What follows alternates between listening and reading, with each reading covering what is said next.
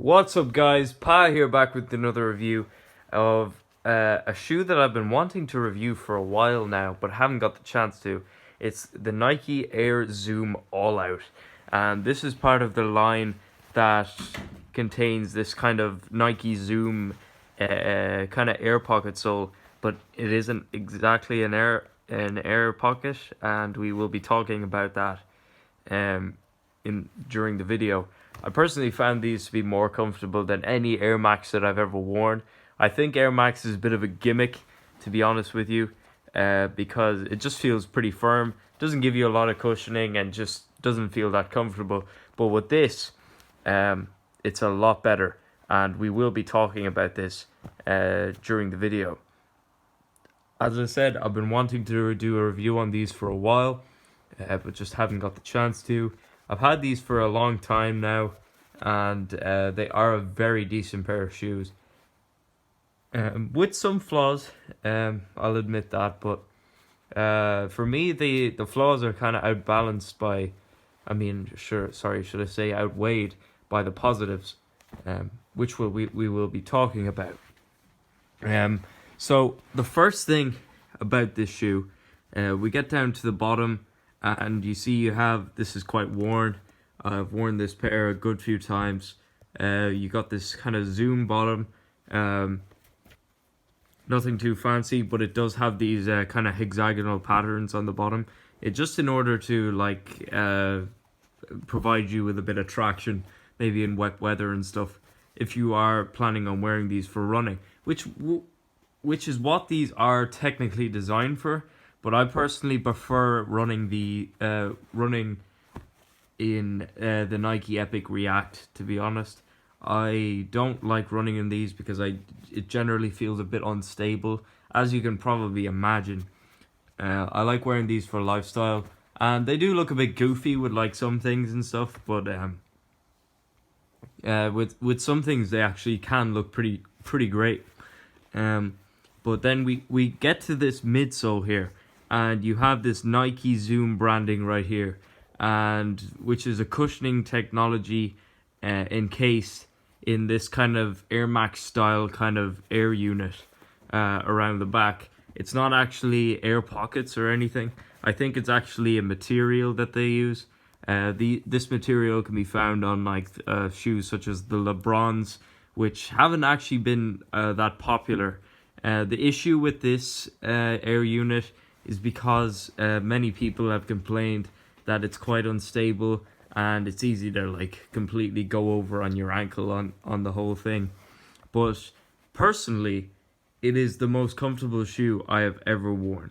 Like this is better than Boost, better than Epic React, comfort wise. Stability wise, yes, there are issues, but it is definitely my favorite shoe to wear if I want to put on something comfortable on my feet, and just kind of walk around and beat up.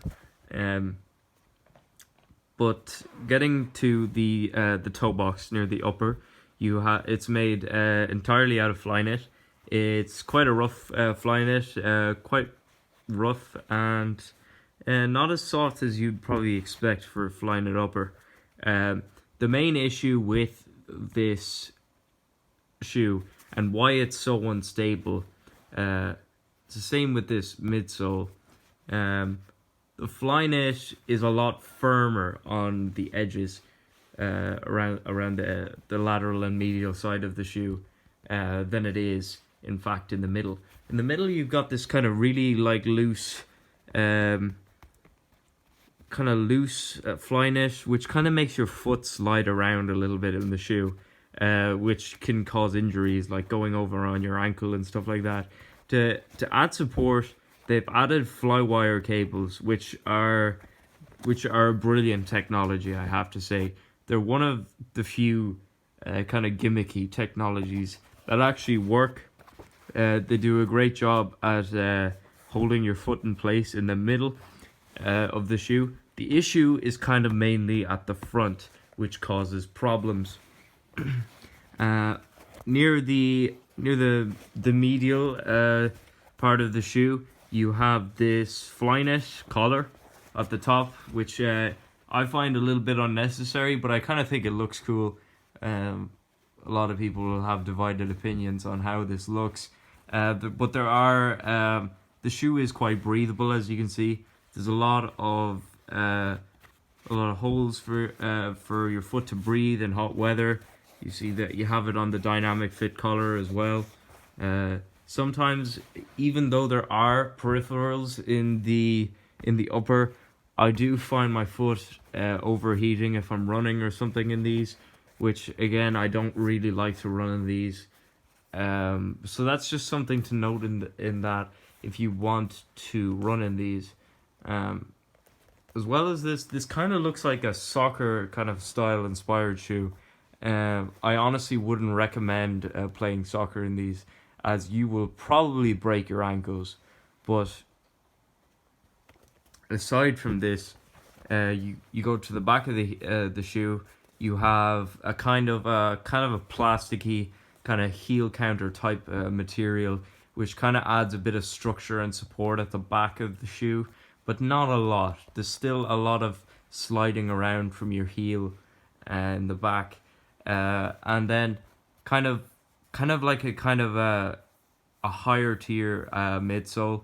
You have this kind of really nice foamy material, which is really soft, really nice, and adds to the comfort of this lovely Nike Zoom sole. Yes, but anyway, would you play a lot of sport in this? Probably not. But is it one of my favorite shoes? Yes, it is. Mainly based on the fact of how comfortable this is. If you want something as comfortable as Boost, you maybe don't want to pay as much as a pair of Ultra Boost, then this is definitely the place to go. It is an extremely underrated and underappreciated shoe. Granted, it does have its flaws, but once you look past that, you will honestly love this shoe. It is actually very, very nice.